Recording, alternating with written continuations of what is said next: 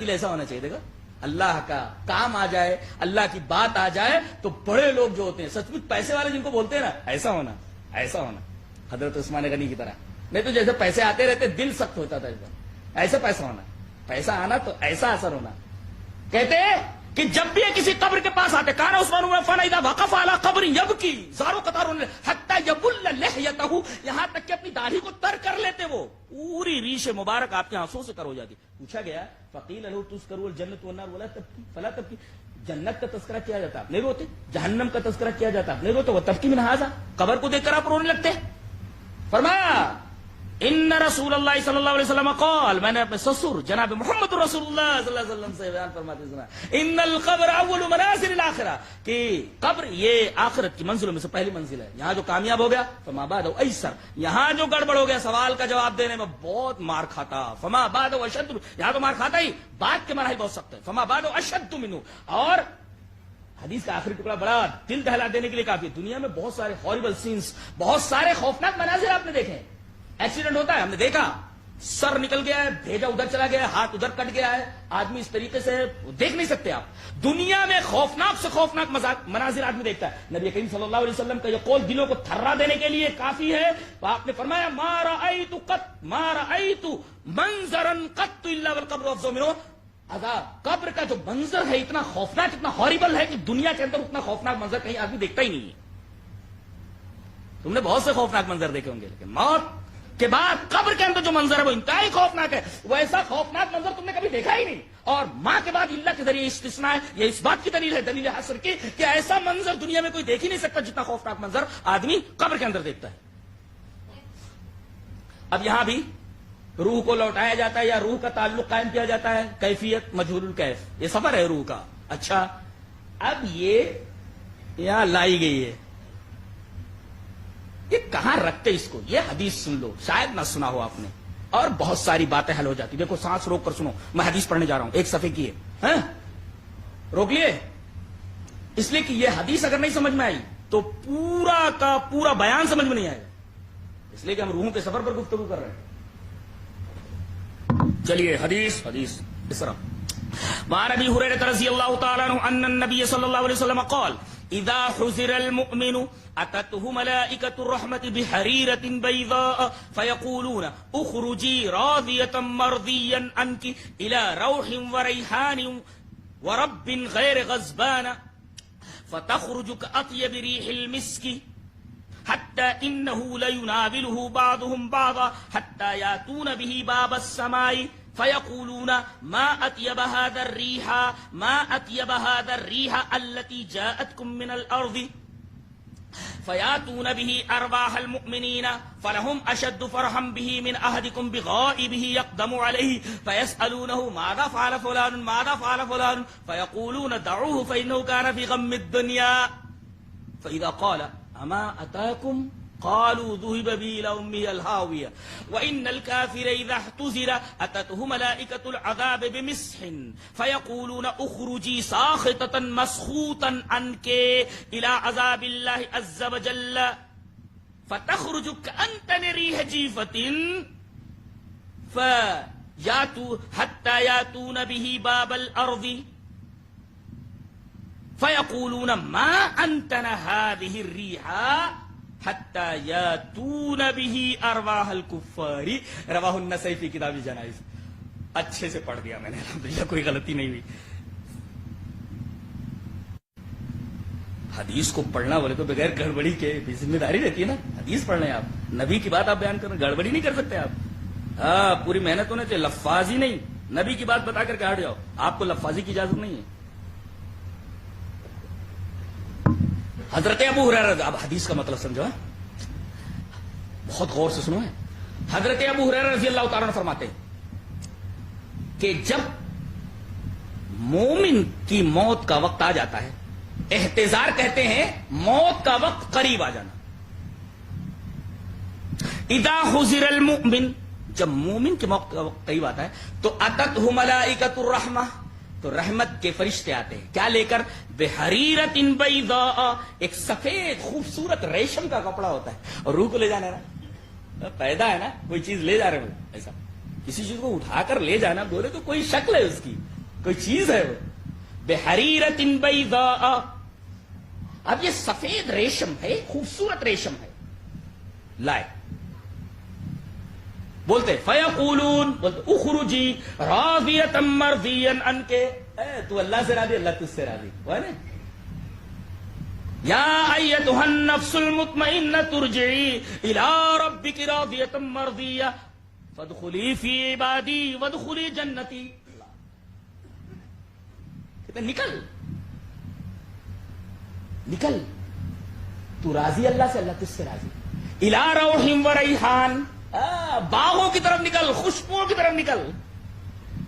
क्या खुशबू तुझे मिलने वाली, दुनिया में तुझे वैसी खुशबू नहीं मिली होगी। रैहान, ऐसे तो खूबसूरत बागात और ऐसी चीजें मिलेंगी कभी देखा नहीं होगा। चल निकल, इला रौहिम व रैहान, और सबसे बड़ी बात व रब्बिन गैर गज़बान, और चल अल्लाह के पास राजी नहीं। देखो कोई नौकर कहीं पर भेजा जाए और कोई गलती करके आए तो मालिक के सामने आते हुए घबराता है कि मालिक कहीं डांटे ना, फटकारे ना।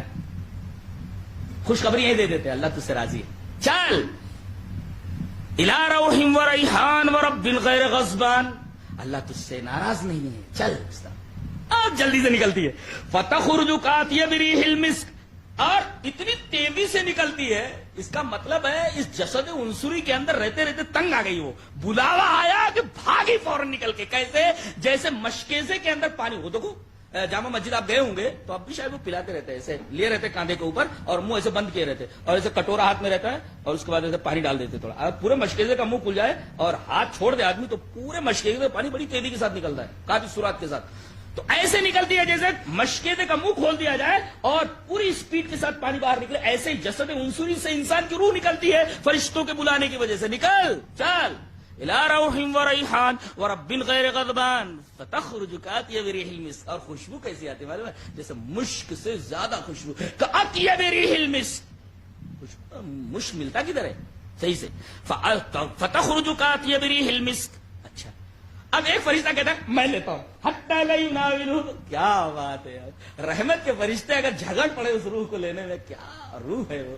हत्ता इन्नहु ला युनाविलुहु बाज़ुहुम बाज़ा, एक रहमत का फरिश्ता कह रहा मैं ले लेता हूं, दूसरा कह रहा है छोड़ो मैं ले लेता हूं, तीसरा कहता है छोड़ो मैं ले लेता हूं, सब झगड़ रहे। हत्ता इन्नहु ला युनाविलुहु बाज़ुहुम बाज़ा। अच्छा चलो भाई कोई भी एक ले लो, लेकर चले, ले लिए उसको। बिहरीरतिन बैदा, सफेद रेशम। हत्ता यातून बिही बाब अस्समाए, आसमान पर आ रहे हैं। इल्लीन कहां है कोई बोलो, किधर है, नीचे है कि ऊपर है? आसमान में कहीं है जी। हत्ता यातून बिही बाब अस्समाए, दरवाजे खुल गए। अब बाब अस्समा पर आ गए। अब फरिश्ते कहते हैं जो आसमानों में रह रहे हैं, अरे फयक़ूलून मा अत्यब हाज़ा अर्रीह, कितनी खुशबूदार ये रूह है, ये हवा है, अल्लती जातकुम मिनल अर्ज़, जो जमीन से आई है। फरिश्ते अगर मुतासिर हो जाए किसी खुशबू से, इसका मतलब है कि रूह कैसी रही होगी। अल्लती जातकुम मिनल अर्ज़, ये खुशबू फरिश्ते वहां पसंद करते हैं। कितनी अच्छी खुशबू बोलते हैं। अच्छा अब ये लाते हैं अरवाह मोमिनीन के पास, ये इल्लीन में आ गए। गौर से सुनो, यहां इल्लीन में लाए। अब इल्लीन में आ गए ये। फयातून बिही अरवाहल मुमिनीन, मोमिनों की रूहें जहां है सब, इसका मतलब ये रूहें किसी एक जगह पर है और वही इल्लीन है। इन्नल अबरार लफी इल्लीन, है ना, अबरार की जगह ये इल्लीन में आ गए। अब जैसे ये रूह वहां पहुंची अरवाह मोमिनीन के पास, अब तो झपट पड़ते हैं इस रूह के पास, इस रूह की तरफ जो अभी आई है। कहते अरे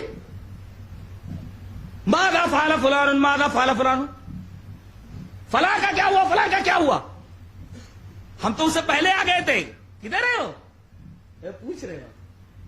मादा फाला फुलान, मादा फाला।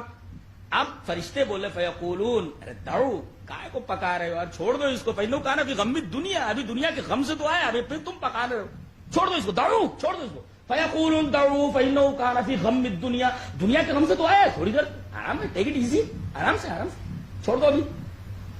अब ये पूछता है अच्छा तुम फला के बारे में पूछ रहे हो ना, कि वो नहीं आया, अमा ताकुम, वो इधर नहीं आया क्या, وہ تو مجھ سے پہلے آ گیا، ادھر نہیں آیا. بولے ذہب بہ الی امی الہاویہ، لگتا ہے ادھر نہیں آیا تو جہنم میں گیا، جہنم میں گیا ہو. ذہب بہ الی امی، اس کا مطلب یہ ہوا کہ روح جب جاتی ہے تو وہاں ارواح مومنین کے ساتھ جمع کیا جاتا ہے، اس کو روحیں بات کرتی ہیں، ایک دوسرے کا حال چال پوچھتی ہیں، وہ کہاں ہے، کیسے کیا ہے. اچھا ایک نقطہ یہ بھی ملا کہ روحیں پوچھتی ہیں، پتہ نہیں چلتا ہے ان کو کہ دنیا میں فلاں کے ساتھ کیا ہو رہا ہے. لوگ یہ سمجھتے ہیں کہ جمعرات کے دن یا فلاں کے دن روحیں واپس آ جاتی ہے. اس حدیث کا جواب دو، حدیث کا جواب دیا جائے. آتی ہے روح، آتی تو پتا ہونا چاہیے. پوچھنے کا مطلب کیا ہے؟ فیدا قال اما آتاکم، وہ آیا نہیں، ارے مجھ سے پہلے نکل چکا ہے، وہ ادھر نہیں آیا. بولے نہیں، بولے ذہب بہ الی امی الہاویہ، وہ سجین میں چلا گیا. یہ تو معاملہ ہوا علیین کا کہ روحیں ملتی ہیں وہاں، ایک دوسرے سے حال چال پوچھتی ہیں. سچ وہاں بھی دیکھو حال چال پوچھ رہی ہیں جب بدن سے الگ ہیں، اور یہاں پر نکلنے کے بعد عالم برزخ میں بھی وہاں پہنچ رہی ہیں تو ایک دوسرے سے حال چال پوچھ رہی ہیں. یہ روح کا سفر ہے، جرنی آف سولس. آپ دیکھیے. اور اس کے بعد اب وَإِنَّ الْكَافِرَ إِذَا احْتُضِرَ، جب کافر کی موت کا وقت قریب آتا ہے تو فرشتے آتے ہیں. أَتَتْهُ مَلَائِكَةُ الْعَذَابِ بِمِسٍ، ایک انتہائی بدبودار ٹاٹ، مس ہے کا مطلب ہوتا ہے ٹاٹ، ٹاٹ مس ہے جسے پیر پر پوچھتے ہیں اسے. مس کا مطلب ہوتا ہے وہ جو آج بکتا ہے نا، وہ لوگوں نے دکانیں کھول رکھی ہیں، وہ پرانے سامان لاتے ہیں، وہ کٹ کر کے وہ کوئی پاپوش بنا لیتے کچھ، تو بھی اس کو عربی میں مس کہتے ہیں، جسے پیر پوچھا جاتا ہے. انتہائی گندا ہوتا ہے، پیر پوچھتے رہو، کچھ بھی پوچھ لیتا ہے آدمی، وہ لے کر کے آتے ہیں. یہ عذاب کے فرشتے نکل بولے فیقولون خروجی ساخطۃ مسخوطا، کہ اللہ تجھ سے ناراض اور تو اللہ سے ناراض. اللہ تجھ سے ناراض، تو اللہ سے ناراض، نکل الی عذاب اللہ عز وجل، اللہ کے عذاب کی طرف نکال لیتے اس کو. پکڑ بھاگتی ہے وہ جسد انصری کے اندر. کہا بھاگ کر کہاں جائے گی، ہاتھ پھیلاتے تھے، باسطوا ایدیہم، اپنا نکال لیتے اس کو. اب حتی یاتون بہ باب الارض، وہ زمین کے دروازے پر آتے ہیں. اللہ اکبر. آسمان کے دروازے اس کے لیے کھولے نہیں جاتے، زمین کے دروازے. اس کا مطلب سجین نیچے ہے، علیین اوپر ہے، سجین نیچے ہے. وہاں جب علیین کی بات آئی تو حتی یاتون بہ باب السماء، اور جب سجین کی بات آئی تو حتی یاتون بہ باب الارض. اس کا مطلب سجین نیچے ہے. اب لائے کتنی گندی بدبو آ رہی، بولتے ما انت نہ، اور کیسی فتخرج کانتن ریح جیفۃ، ریح جیفا، جیفا کا مطلب کوئی گدھا ہوتا ہے، کوئی جانور سڑ کر کے ایک دم بدبو پھینکنے لگے تو اس کو جیفا بولتے ہیں. ایسی بدبو آ رہی ہے اس روح کے اندر سے.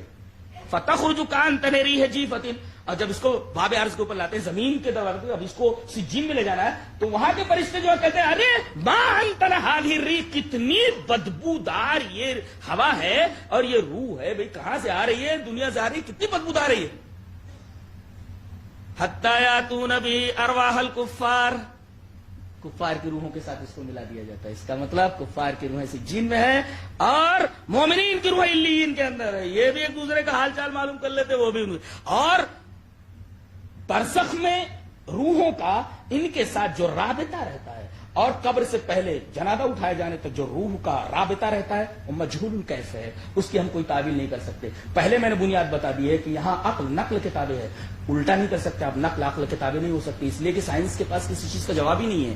اس لیے کہ قرآن سپر نیچر کی بات کرتا ہے، ماورائے محسوسات کی بات کرتا ہے. عقل کا دائرہ محسوسات ہے، سائنس کا دائرہ محسوسات ہے، ایکسپریمنٹ، ہائپوتھیسس، یہ الا بلا، ان تمام چیزوں سے قرآن و حدیث کو گزرنا نہیں ہوتا. لہذا ہمیشہ عقل کو نقل کتابیں ہونی چاہیے، نقل کو عقل کتابیں نہیں کرنا چاہیے. ساری خرابیاں یہاں تھی. اب آخری فیصلہ، یہ روحوں کا ایک معمولی تعلق ہے، آنا جانا لگا ہوا ہے، سزا دینے کے لیے کیا کیفیت معلوم نہیں. اب ہمیشہ اس بدن کے اندر رہنا ہے. اب وہ سور پھونکا جاتا ہے. اب سور جب پھونکا جائے گا تو سارے کے سارے لوگ زندہ ہو جائیں گے اور میدان حشر میں پہنچیں گے. اس کے بعد کسی کو موت نہیں آئے گی. موت کو بھی موت دے دی جائے گی، کوئی مرے گا نہیں. اور سب سے پہلے اپنی قبر سے کون اٹھے گا؟ جناب محمد الرسول اللہ صلی اللہ علیہ وسلم. دلیل یہ حدیث پاک.